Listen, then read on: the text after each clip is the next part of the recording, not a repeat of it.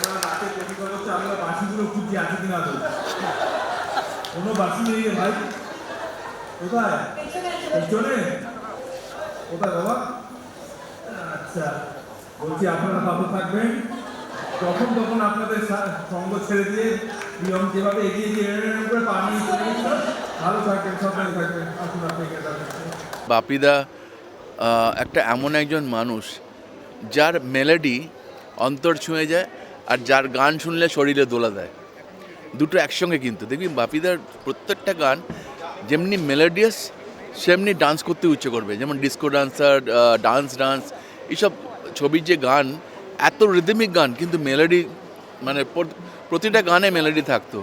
এবং তার কথা, তার অ্যারেঞ্জমেন্ট, মিউজিক অ্যারেঞ্জমেন্ট এত সুন্দর। এবং বাপিদা আমার ভীষণ ভালোবাসতেন, মানে আমি ফ্যামিলির মতোই বাপিদার বাড়িতে। আজকেও যখন আমি বৌদিকে পাঠিয়েছি, বৌদি এলেতে আছেন বাপ্পার কাছে, রিমাকে পাঠিয়েছি একটু ভিডিও করে, তো ওরা এতটাই এক্সাইটেড এবং আমাকে বলছিল যে কবে টেলিকাস্ট আছে ওরা দেখবে। সো সবারই বলছি, কিন্তু চোখে তো জল আসে মানুষটার জন্য। মানুষটা দারুণ মানুষ ছিলেন, এত সুন্দর মানুষ, খেতে ভালোবাসতেন, গান তো ঠিকই আছে, কিন্তু মানে মানুষ হিসেবে বাপিদাকে আমি যেভাবে দেখেছি, এবং যিনি আমার সব গান সুনানা সঙ্গে মারমার বা মুস্কুরানে কি বাজা শুনে উনি কি অনেক আশীর্বাদ করেছেন আমাকে, রাত্রে ফোন করে অন্তরাটা ভালো বানিয়েছো জিৎ। তো এইগুলো মনে পড়ছে আজকে আর কি। একজন প্রতিযোগীর গান সেই লেভেলে যাবে যে আমাকে উঠে দাঁড়াতে হবে, তখনই আমি উঠে দাঁড়াচ্ছি। কারণ নয়তো বাপ্পি লাহিড়ীর গান মানেই প্রথম থেকেই উঠে দাঁড়িয়ে, পুরোটাই দাঁড়িয়ে থাকা। কাজে আমি নিজেকে চেপে চুপে রাখছি, এবং কোনো প্রতিযোগী যদি আমাকে উঠে, মানে আমার উত্থান ঘটাতে পারে, তার মানে বুঝতে হবে যে সে স্পেশাল কিছু করছে। তা আমি ওই মাপকাঠিতেই আজকে নিজেকে রেখেছি, যতটা বসিয়ে রাখা যায় নিজেকে জোর করে। না, একমাত্র একজনের ক্ষেত্রে আমি বলেছি, তার ওর পারফরমেন্সগুলো না মোটামুটি একই স্ট্যান্ডার্ডে প্রত্যেকবার হয়।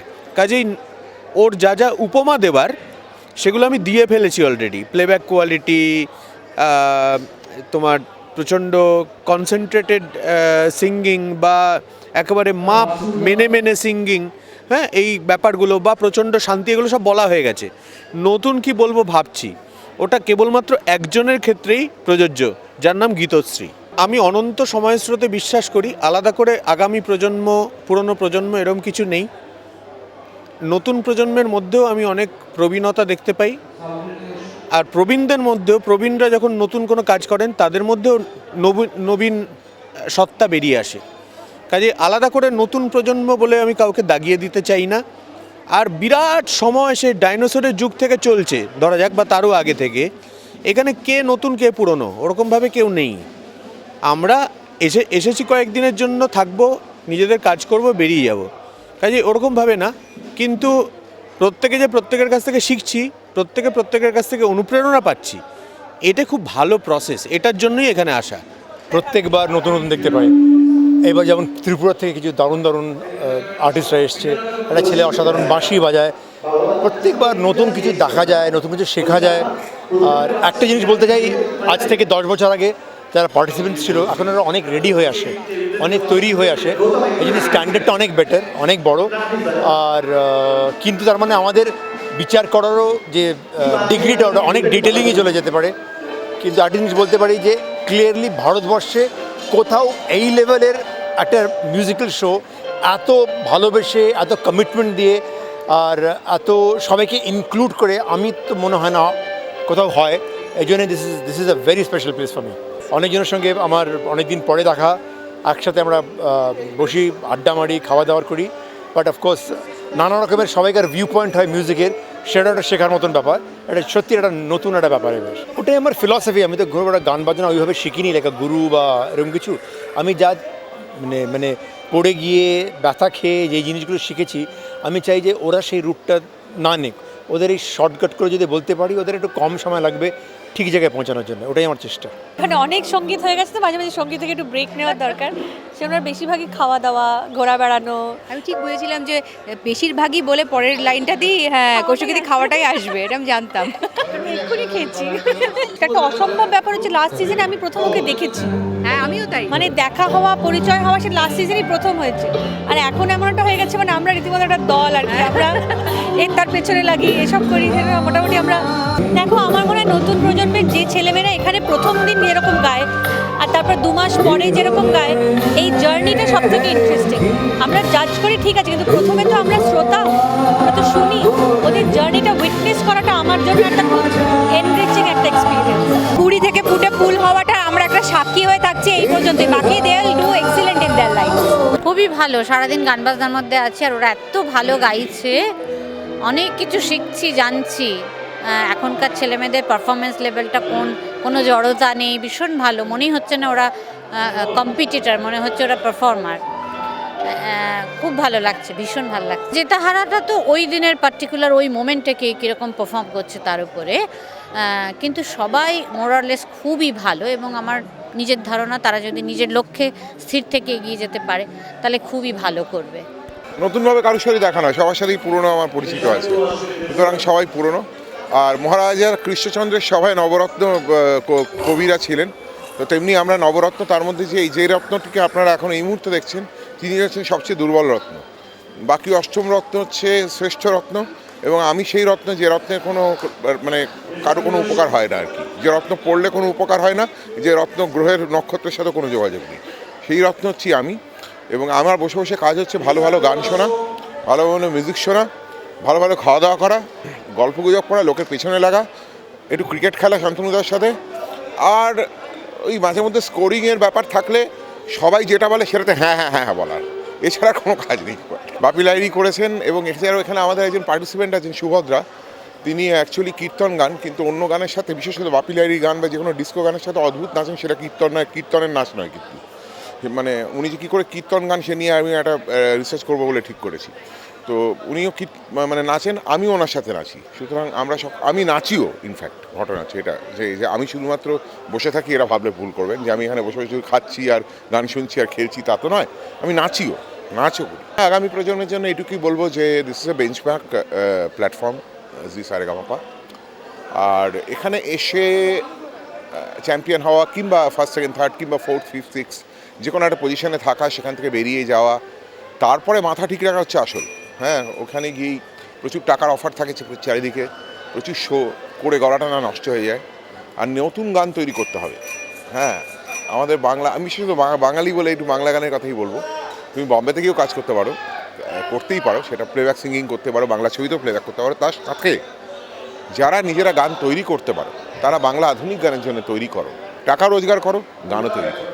আমরা এত রকম এক্সপেরিমেন্ট করেছি, কোথাও না কোথাও মানে নতুন কিছু ভাবা আমাদের পক্ষেও ডিফিকাল্ট, তাও চেষ্টা করে যাচ্ছি। এবারের নতুন ছক বলবো না, এবারের জাজেস প্যানেল অবভিয়াসলি আমাদের একটা নতুন চমক। নবরত্ন আমরা এটা প্রথমবার হয়েছে এবং 9 জনের 9টা ডাইমেনশন আমরা পাচ্ছি। তাদের সবার এক্সপিরিয়েন্স তারা শেয়ার করছেন। ছেলেমেয়েদের জন্য নিশ্চয়ই উপকার হচ্ছে, তারা নরকম তারা মতামত শুনতে পাচ্ছে। আমরাও খুব এনজয় করছি, কারণ এই নবরত্ন ডাইমেনশনটা এই বছর এটা নতুন অবভিয়াসলি।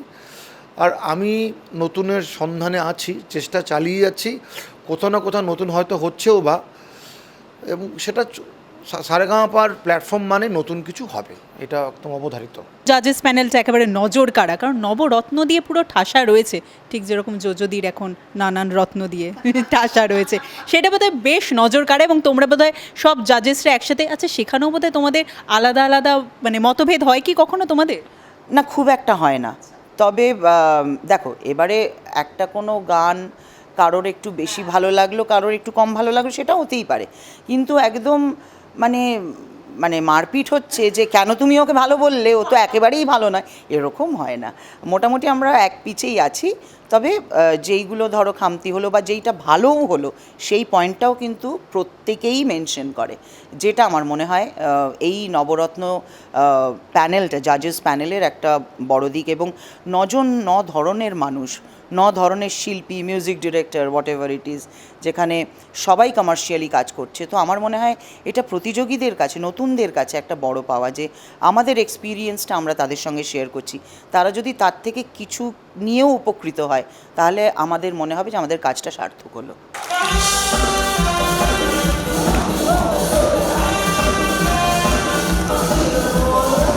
সবাই ভালো থাকো এবং নিজেদের লক্ষ্যে একদম কোমর বেঁধে এগিয়ে যাও, কারণ লক্ষ্য থাকাটা খুব জরুরি।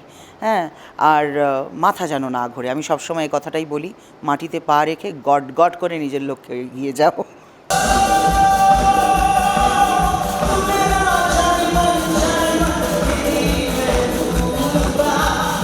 আমি এই গানটা নিয়ে তো খুব এক্সাইটেড ছিলামই, গানটা এত ভালো একটা গান। তার থেকে আমি প্রিয়মের থেকে এটার জন্য স্পেশাল, কারণ গানটা একটু ডিমান্ড করে একটু বডিতে একটু বেশি এনার্জি থাকবে, একটু পারফর্ম করে গাইবো। আমি চেয়েছিলাম যে ওনার আইকনিক ওই স্টেপটা করতে, তো তার জন্য প্রিয়ম আমাকে হেল্প করেছে, তো ওকে থ্যাংক ইউ অনেক। আর বাকিটার জন্য তো আপনাদেরকে দেখতে হবে জি বাংলা সারেগামাপা। এটা তো আমার ধরা ছোঁয়ার বাইরে, আমি কখনোই ভাবিনি যে কীর্তনের বাইরেও আমাকে অন্যান্য গান গাইতে হবে। মানে এখানে এসে অন্য রকমভাবে শিখছি গুরুমাসদের কাছে, যে ওনারাও বলছে যে সব ধরনের গান থেকে কিছু শিখতে হবে, এই জনার থেকে বেরিয়ে নতুনত্ব কিছু ছায়াছবির গান, বিভিন্ন ধরনের গান তোকে করতে হবে। তো সেই জন্যই ওনাদের কি বলবো, ওনারা আমাকে শক্তি যোগাচ্ছেন, বলছেন যে তুই গা, আমরা পাশে আছি। তো আমি ওনাদের কথা শুনেই প্র্যাকটিস করছি, রীতিমতো কন্টিনিউ চেষ্টা করছি। এবারে দেখা যাক, ঈশ্বর ভগবান তিনি জানেন কিনা। পারফর্ম করতে খুব ভয় লাগছে প্রথমত, কিন্তু তারপরে যখন জাজেসদের থেকে ছোট ছোট টিপস পাচ্ছি এবং ওদের কমেন্টস পাচ্ছি, তখন সত্যি মনে হচ্ছে যে এখানে এসে অনেক কিছু শিখলাম, এতদিনে অনেক কিছু শিখেছি এবং পরবর্তী পারফরমেন্সেসের থেকে আমরা শেখার জন্য খুব খুব খুব এক্সাইটেড। পারফর্ম করতেও তাই খুব আনন্দ হচ্ছে। আসলে আমি যখন সারেগামাপার মঞ্চে আসি, যখন আমাদের গ্রুমিং শুরু হয়েছিল, তখন বাবুয়া স্যার আমাকে এই নামে প্রথম ডাকতে শুরু করেন। তখন আমি অবাক হয়ে যাই যে কেন বলছেন। আর আমি শুনেছি যে সবাই বলেন যে আমার আর ওনার লুকটা অনেকটা দেখতে একই, আমিও চশমা পরি, উনিও চশমা পরেন। আর আমি খুব একটা জোরে কথা বলতেও পারি না, খুব আস্তে কথা বলি, ম্যামও অনেক আস্তে কথা বলেন। তো আমার ক্যারেক্টার ম্যামের ক্যারেক্টারের সাথে অনেকটা মিলে যায়, তাই অনেকেই বলেছেন ছোট শ্রীরাধাদি বলে। তো আমি খুব খুশি এটা যখন আমি মানে আমাকে যখন কেউ বলে, আমি সত্যি খুব খুশি হই, আমার খুব ভালো লাগে।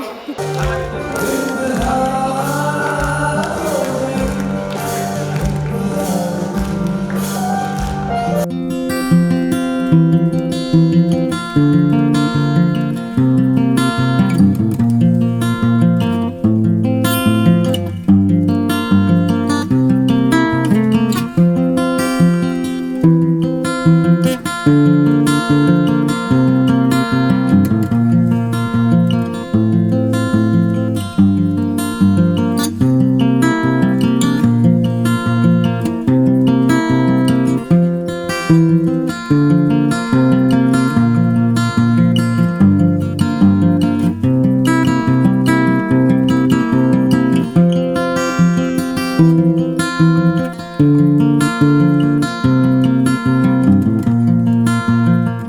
আলু আছে, বিরিয়ানিও আছে, সামনে বিরিয়ানি মশলাও আছে, একটু খেয়ে নিন, ঠিক আছে? আপনি যান তো, থ্যাংক ইউ ভেরি মাচ। মাকে বলবেন হ্যাঁ খুব হুকুম, আর আজ দেখে নিন।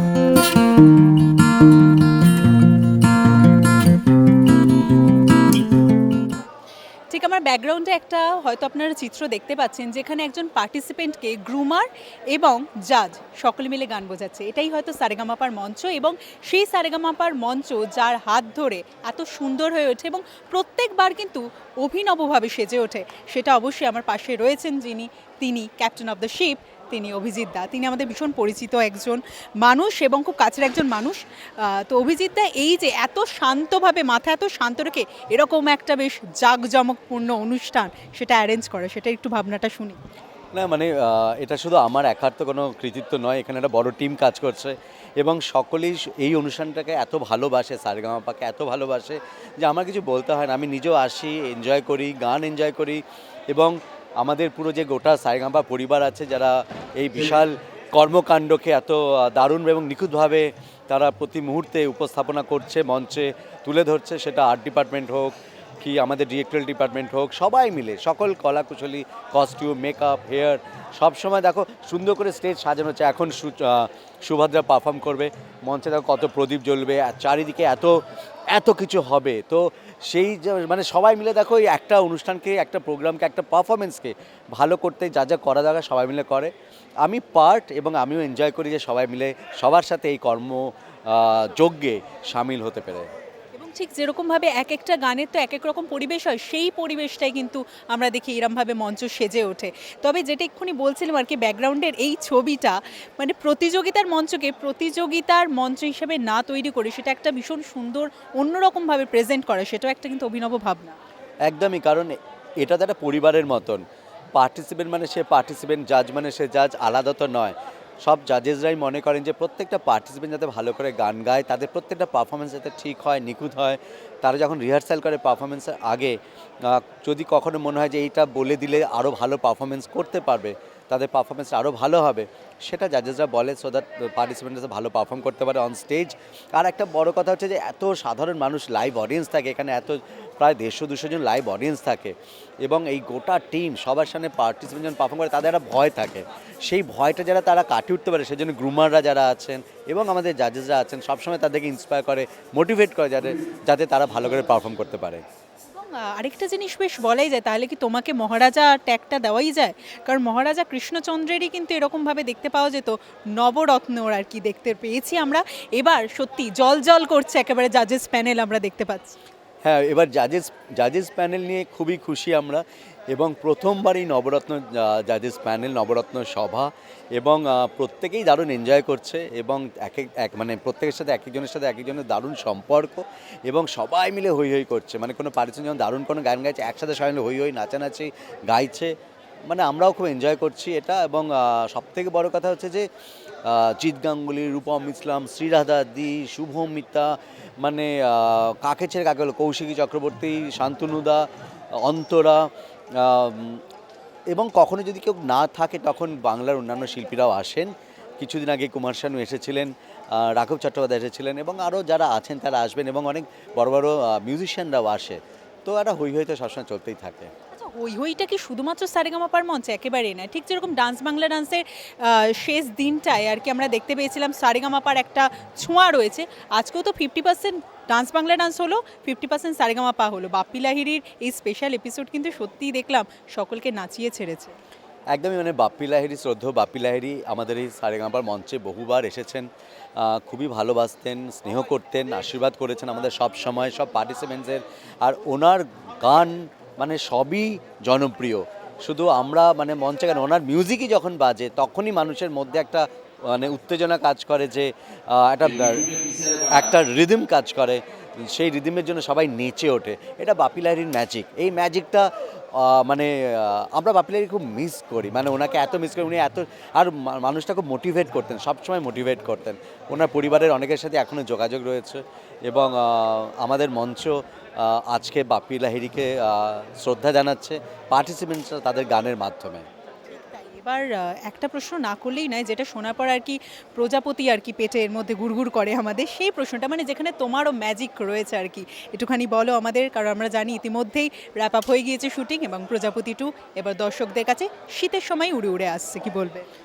হ্যাঁ, আমাদের প্রজাপতি সিনেমার শুটিং কমপ্লিট করেছি। প্রজাপতি 2 শীতে আসছে সকল দর্শকের জন্য, সকল বাঙালির জন্য এই বাংলার বুকে। আমরা এখন পোস্ট প্রোডাকশনের কাজ চলছে, সমস্ত ফাইনাল কাজ চলছে। খুব শীঘ্রই আরও দর্শক জানতে পারবে প্রজাপতির আগামী দিনের যে গান কি আছে সমস্ত কিছু।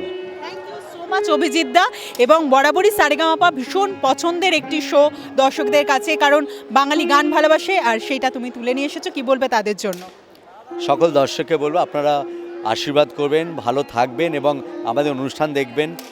আপনাদের আশীর্বাদ আমাদের প্রার্থনীয়, যাতে আমরা আমাদের কাজটা ভালো করতে পারি, সারেগামাপার মাধ্যমে আপনাদেরকে অনেক বিনোদন এবং আনন্দ এবং মজা দিতে পারি। নমস্কার।